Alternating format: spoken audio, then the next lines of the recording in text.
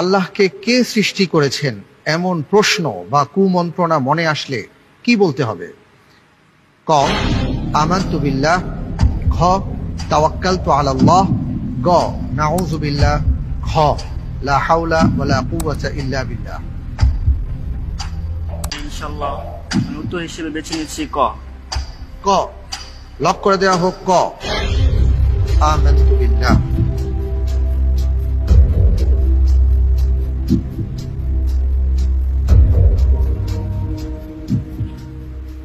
আপনি আমানতু বিল্লাহ এই শব্দটিকে কেন বেছে নিলেন?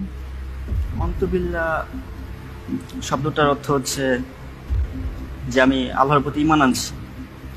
শয়তান মানুষের অন্তরে সবসময় কুমন্ত্রণা দেয়।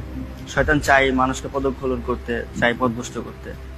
যখন কোনো বাজে ধারণা বা কোনো খারাপ ধারণা মনের মধ্যে আসবে বা আল্লাহ সম্পর্কে কোনো সন্দেহ সংশয় চলে আসবে, তখন হাদিসে এটা আসছে যে আমানতু বিল্লাহ